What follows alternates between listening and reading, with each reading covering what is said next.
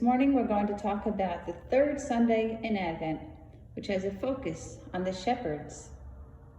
As you remember, last week we talked about the Holy Family and their journey from Nazareth to Bethlehem.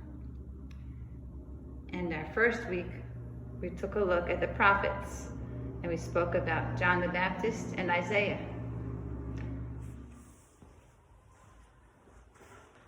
Now that we have the candles lit, it's time to play a song. And last week and the week before, we sang and played O Come, Emmanuel. And this week I thought we would do a song called Prepare the Way. And it's hymn 65 in our hymnal. If you have one at home, you could actually look up the Episcopal hymnal online as well.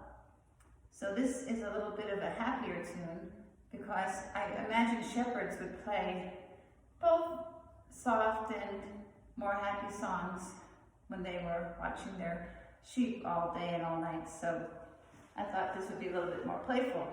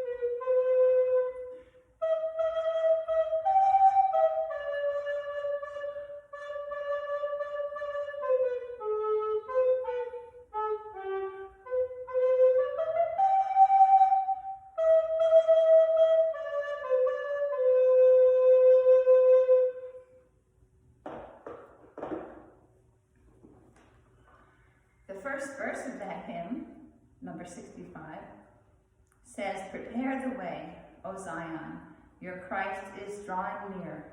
Let every hill and valley a level way appear. Greet one who comes in glory, foretold in sacred story. O blessed is Christ that came in God's most holy name.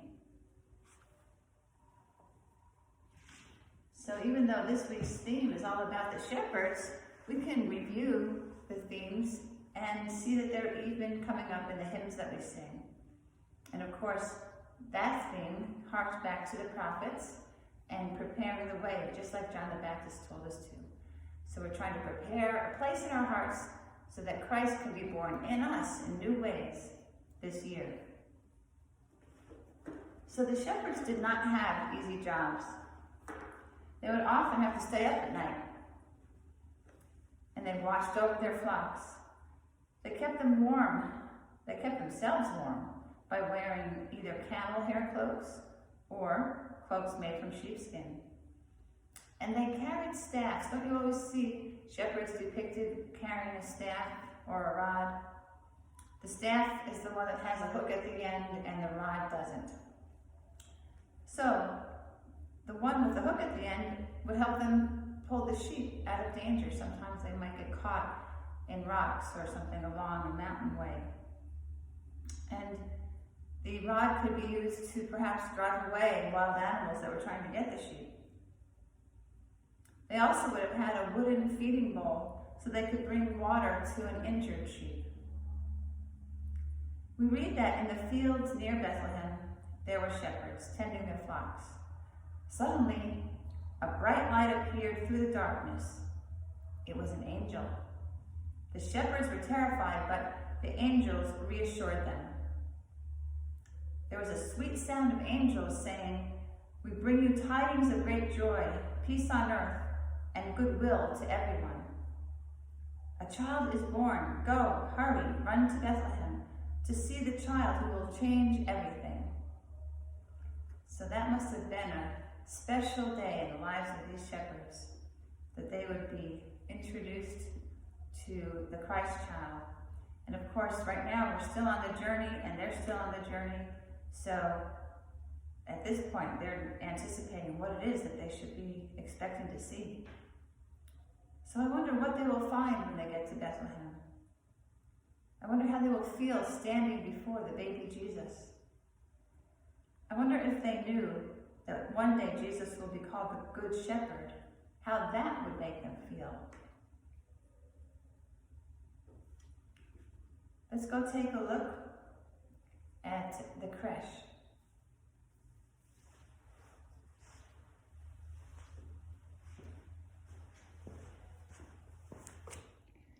This is our classroom creche, and here we see from last week, Mary and Joseph. We're thinking of them as traveling on their way to Bethlehem at this point, so there's no manger yet.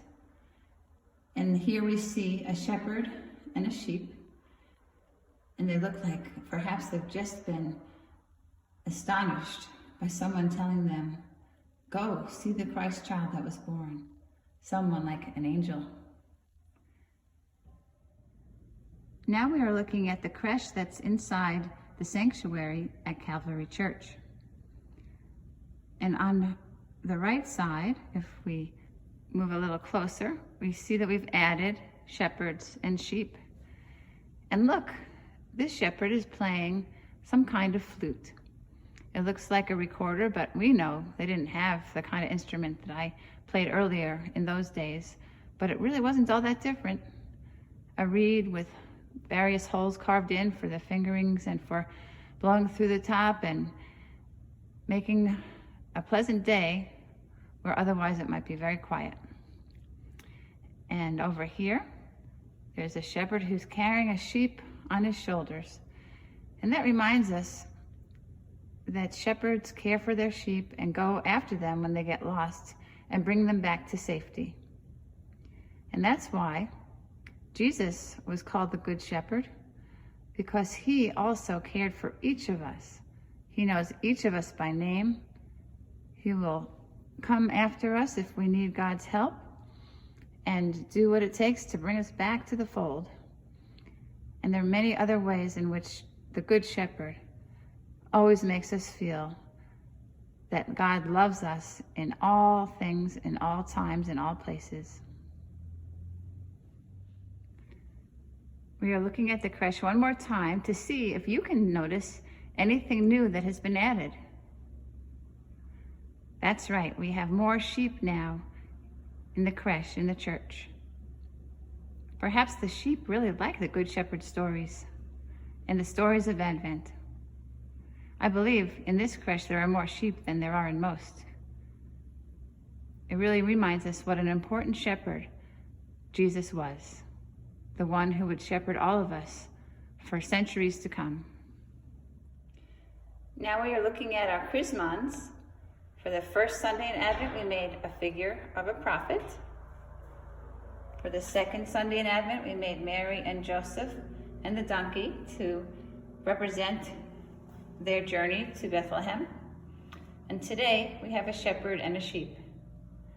So we hope that at home, you're following along by making your chrismons as well.